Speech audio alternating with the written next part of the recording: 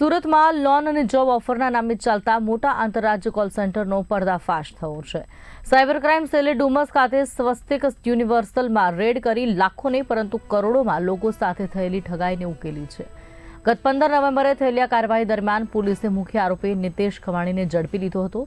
તેની પૂછપરછ દરમિયાન ખુલ્યું કે મુંબઈ, ગોવા, પુણે અને સુરતમાં તેણે અલગ અલગ કોલ સેન્ટર ચલાવી મોટી ઠગાઈને અંજામ આપ્યો છે। આરોપીઓ લોકો પાસે ઓનલાઈન લોનના નામે ડોક્યુમેન્ટ્સ માંગતા અને જોબ શોધતા લોકોને 10,000 રૂપિયાનો ડિજિટલ કોન્ટ્રાક્ટ સાઇન કરાવીને ફસાવતા।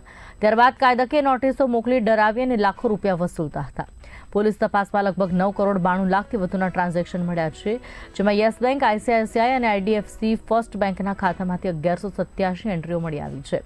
હાલ પોલીસે નિતેશ ખવાણી અને મોહમ્મદ જાવેદ નાસિરવાલાની ધરપકડ કરી છે અને આગળની તપાસને વેગ આપ્યો છે। 14/11/2025 રોજ સાયબર ક્રાઇમ સેલ સુરત શહેર દ્વારા ધુમસ રોડ પર આવેલ એક સ્વસ્તિક યુનિવર્સલની બિલ્ડિંગમાં એક શોપમાં રેડ કરવામાં આવેલ હતું અને જે શોપની સામેનું બોર્ડ હતો એ સ્મેક્સ એન્ટરપ્રાઇઝના નામનો હતો।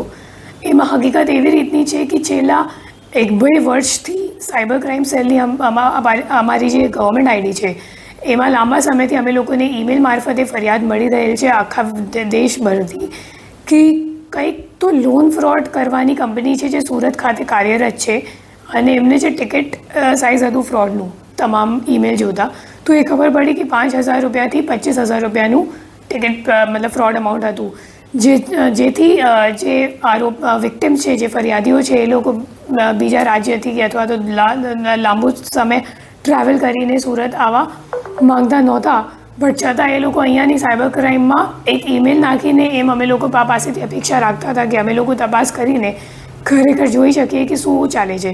તો એટલે અમારા લોકોની તપાસ આ ઇન્ક્વાયરી ચાલુ જ હતી તમામ ઈમેલ ઉપર અને અમે લોકોને ખબર પડી કે ખરેખર જે આરોપી છે એ નિતેશ ખવાણી છે। નિતેશ ખવાણીને અમે લોકો ટ્રેક કરતા હતા અને 24મી તારીખે રોજ અમે લોકો ખબર પડી કે કદાચ બોમ્બેથી એમનો જે મૂળ ઓફિસ છે અત્યારે મુંબઈમાં છે।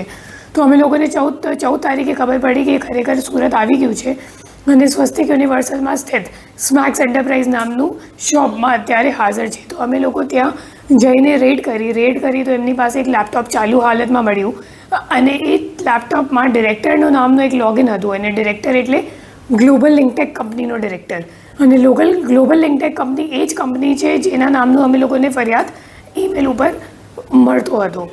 તો તમામ ઈમેલ્સ વગેરે શોધતા અમે લોકોને ખબર પડી કે ઘણા બધા લોકોએ એ ડિરેક્ટરની ઈમેલ પર પણ એ લોકોએ ઈમેલ કર્યું છે કે અમારી સાથે આવું લોન ફ્રોડ થયું છે, તમે લોકો અમારો પૈસો કાપી લીધું છે તો પ્લીઝ રિટર્ન કરો, આવું બધું લોકોની ફરિયાદ હતી